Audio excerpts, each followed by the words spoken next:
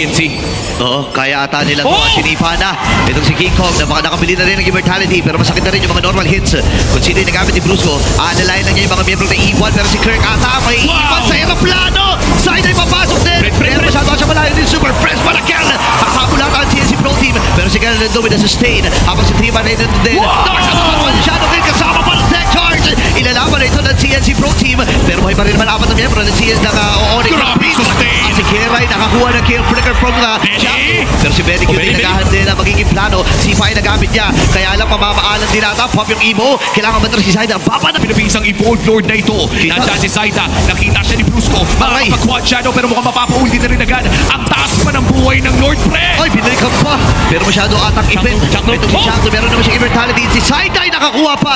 Nakapas ata ng Lord. Pero mamamatay itong si Changlo. Zaida! Lalaban pa rin si Zaida. Bababa ng buhay ng mga miyembro dito ng Onyx PH. no. Pero si Benny Cutie nag-aapang ng pagkakataon. Nagbabadya ang bagyo. Nagbabadya ang bagyo. At si Kiko nahanap niya. Ayan na, ipapap lang yung immortality. Sapat nyo ata yung kakayahan. Pero nakabili ng Winter's Crown. Makaka-place na siya.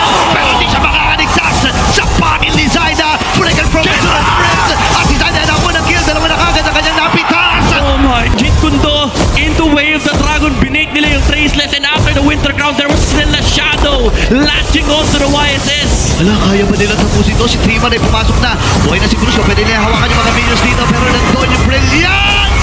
At umama din yung Throne of Ruin. Lassie with a kill. Pero umama din si Lassie dito. Base shot na ang magiging call ng TNC Pro Team.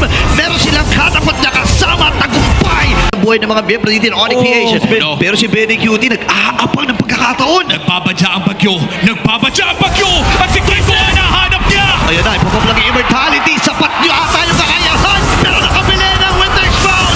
Makaka-place na siya. Pero di siya makakaligtas sa pangil ni Zaida. Breaker from the Prince. At si Zaida na ako ng kill. Dalawa na kagad ang kanyang napitas. Oh my, Jeet Kundo into Way of the Dragon. Binake nila yung Traceless, and after the Winter Crown, there was still a Shadow latching on to the YSS. Ala, kaya ba nila tapusin to? Si Triman ay pumasok na.